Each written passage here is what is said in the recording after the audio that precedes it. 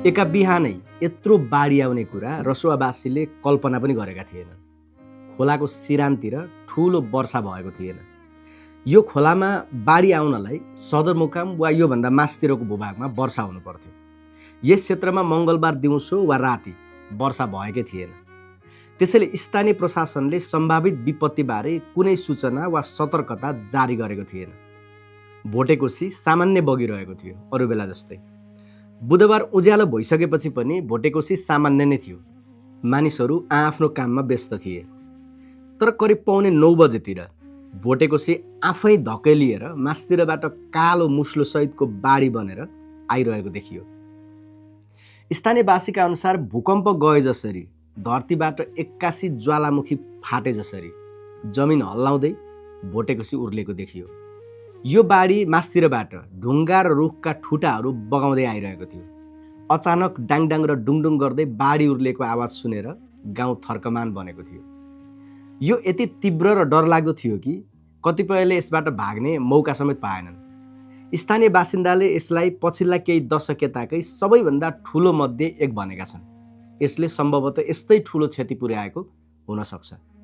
रसुवामा मात्रै होइन, तलतिर नुवाकोट जिल्लामा पनि।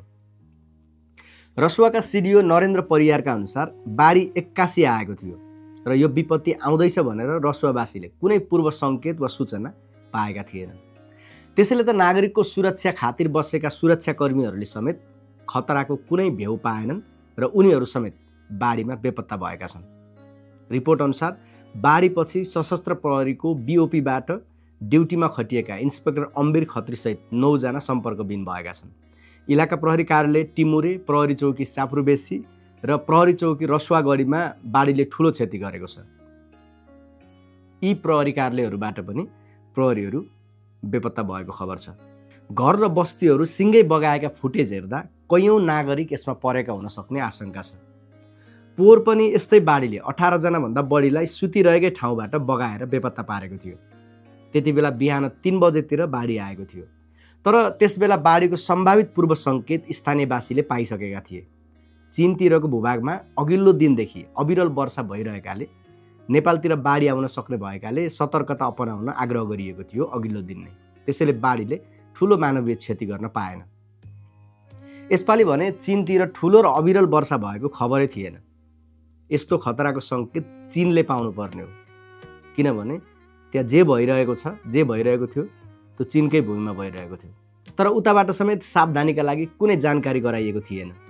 चीनी अधिकारीहरूले आफ्नो हिमालमा भइरहेको गडबडी र त्यसको सम्भावित जोखिमबारे नेपाल पक्षलाई जानकारी गराउनु पर्थ्यो। यस्तो कुनै जानकारी आएको थिएन। कुनै खतराबारे पूर्व जानकारी नपाएकैले रसुवावासी ढुक्कले बसेका थिए। नेपालतिर पर्ने भोटेकोसीको सिरानमा पनि वर्षा भएको थिएन। नेपाल फ्लुड अलर्ट अर्थात् नेपाल बाढी सूचनाले भदौ 9 गते राति 9:20 बजे फलाकु खोला बेत्रावती नुवाकोट जलमापन केन्द्रमा जल सतहले सतर्कता तह पार गरेको र बढ्दो क्रममा रहेकाले नदी तटीय क्षेत्रका बासिन्दालाई सतर्क रहन आग्रह गरेको थियो। तर यो नियमित र सधैँजसो हालिरहने सूचना भएकाले स्थानीयवासीले पनि यसलाई गम्भीर रूपमा लिएनन् र सरकारी निकायहरूले पनि यसलाई गम्भीर रूपमा नलिएको देखिन्छ। तर बुधबार बिहान एक्कासी यस्तो विनाशकारी बाढी आइदियो जुन सबैका लागि अप्रत्याशित र अकल्पनीय थियो। ठ्याक्कै यही हो भनेर कसरी किटान गरेको त छैन, तर तिब्बततिरको कुनै हिमाल फुटेर एक्कासी यसरी बाढी आएको हुन सक्ने अनुमान चाहिँ भइरहेको छ। रसुवाका सिडिओले स्थानीय अगुवा, जनप्रतिनिधि र सुरक्षा निकायसँग कुरा गर्दै यस्तै आशंका गरिएको बताएका छन्। उनले यही कुरा गृह मन्त्रालयमा रिपोर्टिङ गरेका छन्। यो बाढीले रसुवाभन्दा तलतिरका जिल्लामा समेत जोखिम बढाएको छ, किनभने भोटेकोसीको बाढी मिसिने त्रिशुली नदीमा हो, जुन नुवाकोट, धादिङ, चितवन हुँदै बग्छ। अब यो बाढीको खतरालाई अझ राम्रोसँग बुझ्न रसुवाको भूगोलबारे जान्नुपर्ने हुन्छ। रसुवा नेपालको उत्तरी सीमामा चीनको तिब्बत स्वायत्त क्षेत्रसँग जोडिएको हिमाली जिल्ला हो। यसको उत्तरतिर तिब्बत पर्छ भने पूर्वमा सिन्धुपाल्चोक, पश्चिममा धादिङ र दक्षिणमा नुवाकोट जिल्ला छन्। यो करिब 1512 वर्ग किलोमिटरको छ। सानो भए पनि रसुवाको भूगोल निकै उचाइयुक्त र जटिल छ। जिल्लाको भूभाग तल्लो पहाडी क्षेत्रदेखि अग्ला हिमालसम्म फैलिएको छ। सदरमुकाम धुन्चे करिब 1950 मिटरको उचाइमा छ भने जिल्लाको उत्तरी भागमा चीनतर्फ जाने बाटो हिमाली भूभाग हुँदै पुग्छ। लाङटाङ हिमाल, लाङटाङ राष्ट्रिय निकुञ्ज र गोसाइकुण्ड यही जिल्लामा पर्छन्। रसुवाको चीनसँगको मुख्य नाका रसुवागढी केरुङ हो। नेपालतर्फको रसुवागढीबाट अगाडि भोटेकोसीको साँगुरो उपत्यका हुँदै सीमा पार गरेपछि तिब्बतको केरुङ क्षेत्र पुगिन्छ। यही कारण रसुवा नेपाल र चीन बीचको महत्त्वपूर्ण हिमाली व्यापारिक नाका पनि हो। भोटेकोसी नदी यही उत्तरी सीमाबाट नेपालतिर झर्छ। तिब्बतबाट आएको भोटेकोसी टिमुरे, रसुवागढी र स्याफ्रुबेसीतर्फ हुँदै तलतिर बग्छ। स्याफ्रुबेसी आसपास लाङटाङ खोलासँग मिसिएपछि यो नदी धुन्चे आसपासबाट त्रिशुलीको नामले अघि बढ्छ। यहाँहरूले अर्को पनि भोटेकोसी पाउनुहुन्छ जुन सिन्धुपाल्चोक हुँदै सुनकोसीमा गएर मिसिन्छ। तर यो भोटेकोसी त्यो भोटेकोसी होइन, यो चाहिँ त्रिशुलीतिर मिसिने भोटेकोसी हो। त्यसैले रसुवाको भूगोललाई उत्तरमा तिब्बतको हिमाली सीमा, बीचमा साँगुरा पहाडी उपत्यका र तीव्र गतिमा बग्ने नदीहरू अनि दक्षिणतर्फ नुवाकोट हुँदै जाने नदी प्रणालीका रूपमा बुझ्न सकिन्छ। यही भौगोलिक बनावटका कारण यहाँ पहिरो, बाढी र हिमाली विपदको जोखिम पनि उच्च हुन्छ। गत वर्ष असारमा यही क्षेत्रमा चीनतिर परेको अविरल वर्षापछि भीषण बाढी आएको थियो।